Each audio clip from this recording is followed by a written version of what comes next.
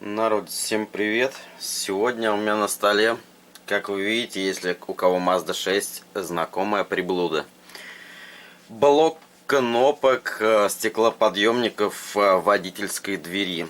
У меня просто тут произошла проблема, это отломалось, но пришлось сделать колхоз, винтить сюда какую-то штучку, и она начала работать. Как и все, они спокойно гуляют. Только вот это, она два положения, как вы знаете. Видите, снизу как, кто не разбирал, видите, снизу как все интересно. Ножки на пружинках, блокировка. Блокировка, конечно, с ней нужно аккуратнее. Я уже пружину, вот она, помял. Смотрите, значит, что заодно я решил обслуживание сделать. Помимо того, что у меня кнопка как бы наелась, жизнь закончилась, пошла на пенсию, пенсия тоже закончилась. Вот, значит, тут посмотрим поближе. Вот это вот сам блок, назад. Значит, это вообще бутерброд, в принципе. Да какой там бутерброд? 3 брод, 4 брод. Мрот. Оно собирается вот так вот. То есть вы видите. Вот это, если я сейчас переверну, кстати, вот эти все контактики высыпятся нафиг. Вот. Значит, это кнопка, ну вот если поставить все правильно, вот это вот водительская, как она стоит у вас. Водительская, как на калькуляторе. Прикольная штука. Это нижняя часть, закрывающаяся. Можно про нее забыть, она нам не нужна вообще. Вот она, водительская, вы видите. И она нажимается, кстати, эти тоже вылетают. Я просто так их, как говорится, прослюнявил, чтобы они остались внутри, чтобы не вылетали. Они каждый раз высыпаются, вот эти вот штучки желтенькие. Ну вот если показать, то вот. И из-за этого пришлось, чтобы они держались, в общем, сделать так. Тут как калькулятор. Да, я взял продувочку, я ее всю продул, само собой. Посмотрел по состоянию. То есть по состоянию на сегодняшний день как бы нечему пугаться. Кстати, она даже, если что сказать, она в этом месте, вот микросхемы, где ножки, пролита специальным лаком. Ну, то есть, чтобы не замкнуло. Это хорошо, прикольно сделали. Релюха какая-то стоит, а в остальном я не электрик. Я тут не могу объяснить, что к чему. Это у нас просто поднимается калькулятор. В калькуляторе и в пульте всегда засалено. Но тут я вижу, в принципе, в отличном идеальном состоянии все. И я ее не буду отклеивать дальше, исходя из того, что там, ну, в принципе, в идеальном состоянии. Притом-то водительская кнопка, ну, стеклоподъемника у меня, как бы это, не тревожила меня. Вот, тревожили другие кнопки. Как вы видите, подгорают контакты. Вот они, раз, два, три, то есть они подгорают. Вот можно увидеть, если камера наша сфокусируется, если так, то света мало. Ну, допустим, вот так вот сделать. Можно увидеть, вот эти вот контактики. Я их начал как раз чистить. Вот если они просто снимаются, вот так вот берется и все, и снимается. Можно посмотреть, в каком состоянии контакт. То есть я сейчас положу, мы сейчас увеличим, и мы увидим, в каком состоянии контакт. То есть вот эти вот контакты, это пассажирское стекло. Вы видите, я тоже его продул. Вот уже контакт более-менее чистый. Сейчас я еще спиртом почищу контакты. И я думаю, это будет очень неплохо, то есть в плане обслуживания. Вот это вот водительская. Блин, светодиод, вы видели, да? Только у нас одна лампочка горит, где авто. У меня идея появилась вообще замерить, сколько вольт приходит на этот светодиод несчастный. И, возможно, посмотреть, ну, в принципе, можно сделать и здесь, и здесь, и здесь светодиод, куда-нибудь подогнать, чтобы он светился. Но, конечно, это интересно, но пока я не буду напрягаться, а то, может быть, я плату спалю всю, может, нагрузка пойдет.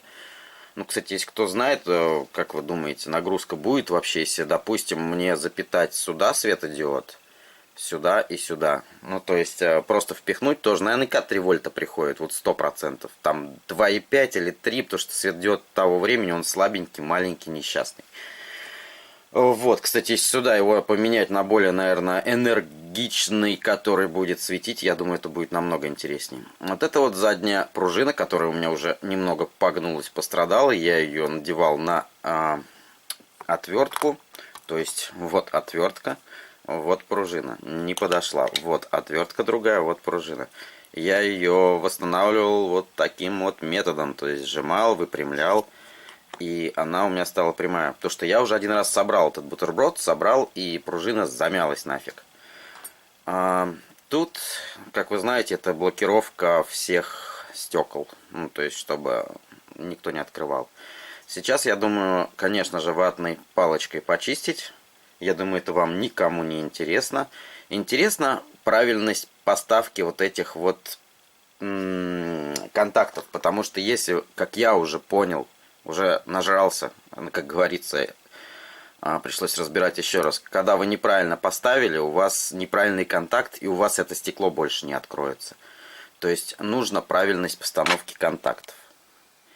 То есть сейчас я просто, я буду чистить ватной палочкой. У меня есть вот такой вот, типа чистик, спирт, лосьон косметический. Но это не столь важно, просто мне нужно почистить контакт полностью. Когда вы сняли, я вам покажу, как она разбирается. То есть это не очень сложно, но нужно будет аккуратно. Когда вы сняли, вот эти вот у вас все контакты стоят. Возьмите телефон, сразу законспектируйте, сфотографируйте, как они стоят. Вообще, в процессе разбора советую конспектировать, фотографировать. Если вы не уверены, что запомните, а вы не запомните, вам нужно обязательно зафотографировать. Если не сильно заморачиваться, то есть я просто вот так вот сейчас буду делать, снимать контакт каждый. Вот просто пинцетиком снимать его, ставить, снимать, ну, то есть по ходу. Так, так, так и... Вот так. Ну, тут можно увидеть, кстати, вот по контактам, даже если вот приблизить прям, это правая пассажирская, это правая задняя. Видите, подгоревшие контакты. Я их уже почистил, да. Они были просто черные. Точно так же вот эти вот железочки, если я, допустим, одну переверну, вы увидите уже почищенный контакт, потому что вот тут, вот я покажу сейчас отверточкой, вот здесь вот этот контактик был просто черный, вот тут черный был. Этот чистый, этот черный, то есть он уже в нагаре был, и даже через «не могу» иногда пропускал, но не пропускал. В общем, ему было очень плохо. Ну и просто я прочищаю, не заморачиваясь, те контакты, которые как раз были черные. Вот этот у меня самый больной был. Прям вот ему плохо-плохо было, честно. Но я как бы думаю, никогда не помешает такой клизмой продуть все.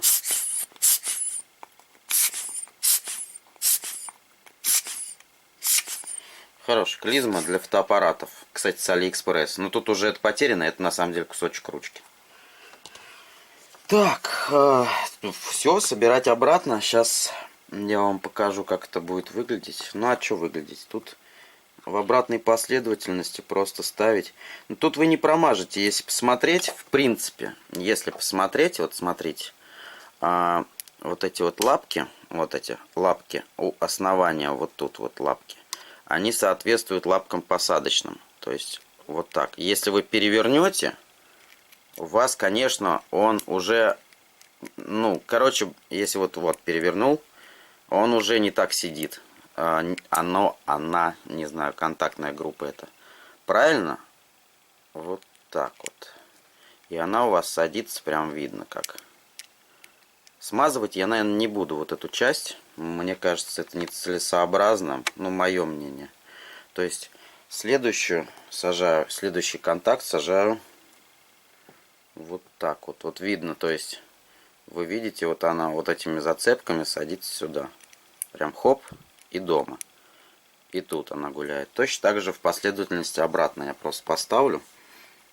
С другой стороны, да, все контакты почищены, ну, там, шкуркой. Шкурка, хотя, вы знаете где. Наждачная бумага это. То есть все, оно теперь правильно стоит на своих зацепочках. А теперь мне нужно бутерброд этот собрать. Получается у нас как? У нас оно просто вставляется. То есть, если я поверну, покажу, вот, мы просто вставляем, они на контактах въезжают до конца. Но нужно поаккуратнее, видите, они начинают все трястись и менять свои позиции, вот эти вот контактики. Тут с этим аккуратность нужна побольше. При сборке точно так же желательно, чтобы это все не перевернулось, потому что у вас тогда не так получится. Значит, с этим у нас все. Теперь самое такое, что нужно собрать, чтобы пружина попала вот сюда. Блин, это вот как раз косяк. Говорят, вынимается эта байда. И, кстати, есть варианты такие, что на самом деле еще ломается все. То есть у вас почему-то не закрывается. Я уже нашел в интернете вот эти ножки, они на пружинках, вот они. То есть они на пружинках прижимают контакты, контактную группу вот эту вот всю. И вот эта контактная группа, она прижимается. Но если каким-то макаром пружинка ослабла, вот они тут все тугие. То есть пружинки живы. Если какая-то пружинка ослабла, или вот эта вот ножка выломалась, то есть вышла она, понимаете, вот вышла, вот если ее приблизить, вы можете сейчас увидеть.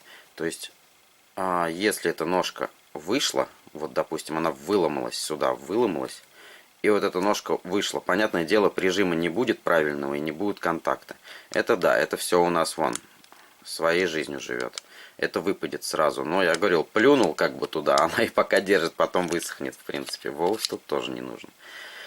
Самое главное, чтобы пружина попала вот сюда. Или как-то можно его вынуть, но я не хочу это делать. А теперь просто берем и аккуратно собираем. То есть переворачиваем.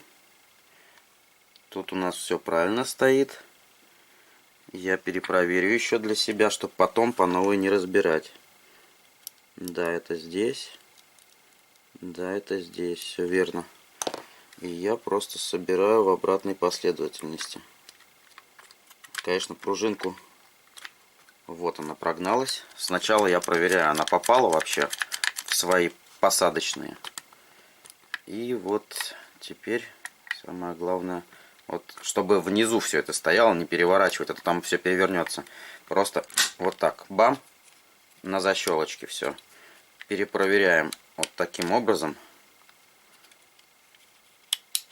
Теперь, да, у меня, конечно, она кривовато ходит относительно, но она живет, потому что там отломалось много чего. Это саморезик, я нагрел его на газу и впендюрил туда.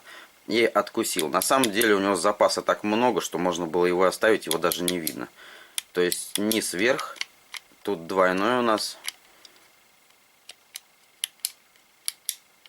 Пока по щелчкам все четко. Ну и, конечно же, вот они, как вы видите, как это разбирается. Да, возня еще та. Вот они защелки, вы видите. Раз, два, три, 4, 5, 6 по кругу. То есть я отсюда пролезал и вот так вот отжимал. И по кругу, я думаю, объяснять дальше не надо. Здесь у нас получается просто сбор снизу. Ничего такого. То есть, точно так же, ничего сложного, попадаешь в это все и защелкиваешь. Ну, конечно, до упора перепроверяешь все. То есть, все стоит, все нормально. Это работает. Звуки, все нормально. Тут я, если видите, вот он прилив один есть, а тут его почему-то нету. Так, ух ты, а почему? А потому что я паяльником пытался восстановить, наплыв сделать, чтобы держалась эта кнопка. Поскольку у меня эта кнопка очень часто работает для противоугонки. То есть при запуске, помимо этой кнопок, я могу сказать, еще их очень много по салону, которые нужно нажать. Но эта кнопка всегда задействована, когда я хочу завести машину. На этом, я думаю, все. Просто я показал визуально, как этот блок находится. Кому нужно, вот там и увидели, я думаю, все, вот как это называется, этот блок.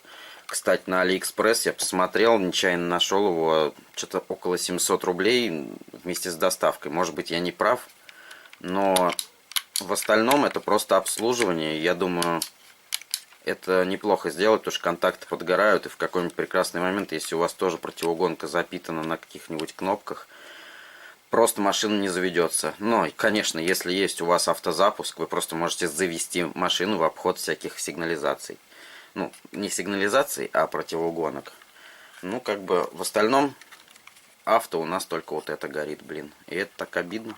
Давай помажем тогда вот так вот, спиртиком. На этом закончим. Такое коротенькое видео, маленький обзорчик, а что там внутри, а как это делается. Ну и всем пока, и ровного давления в шинах, конечно же, по вашему мануалу. Пока. В этом видео мой фейс не будет вас тревожить. До новых встреч. А почему у меня не фокусируется это барахло? Сейчас я попробую включить большой свет.